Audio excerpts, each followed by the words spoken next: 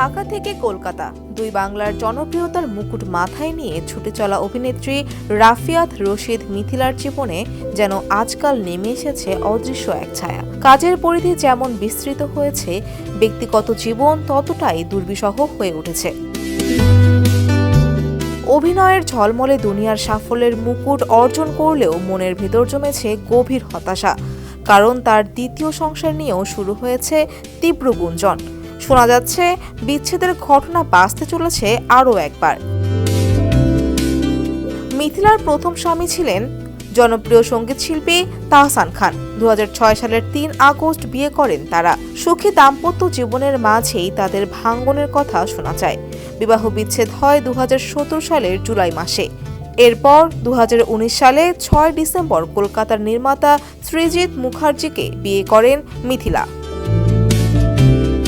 তবে তার এই সংসার নিয়ে কলকাতার গণমাধ্যম বলছেন, অন্য নারীতে ফের মজেছেন সৃজিত। ঠিকঠাক নেই তাদের দাম্পত্য জীবন। তবে এ নিয়ে সৃজিত মিথিলা কেউই কোনো কথা বলতে চান না। কিন্তু ভারতীয় গণমাধ্যম মোটেও চুপ নেই। তারা সৃজিত মিথিলার বিরহের কথা নিয়মিতই প্রকাশ করছে। বলা হচ্ছে, কখনোই এক নারীতে থিতু ছিলেন না নির্মাতা সৃজিত। একাধিক নায়িকার সঙ্গে তার নাম জড়িয়েছে। এবার নতুন আরেক নারীর সঙ্গে মন মজিয়েছেন তিনি। সম্প্রতি আলেকজান্দ্রা টেলরের সঙ্গে সৃজিতের ঘনিষ্ঠ সম্পর্কের ভিডিও ছড়িয়ে পড়েছে সামাজিক মাধ্যমে, যা দেখে নেটিজেনরা ভাবছেন এই নির্মাতার বুকে আবারও নতুন নারী ঘর বেঁধেছেন। নির্মাতাও তার প্রেমের হাবুডুবু খাচ্ছেন। তবে বিষয়টি নিয়ে মুখ খুলেছেন সৃজিত।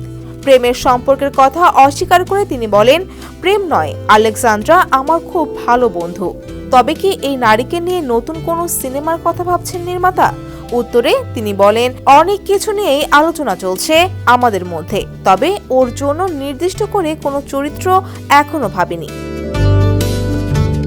দেশ জুড়ে তোলপাড় ওয়ালটন ফ্রিজ কিনে আপনিও হয়ে যেতে পারেন মিলেনিয়ার।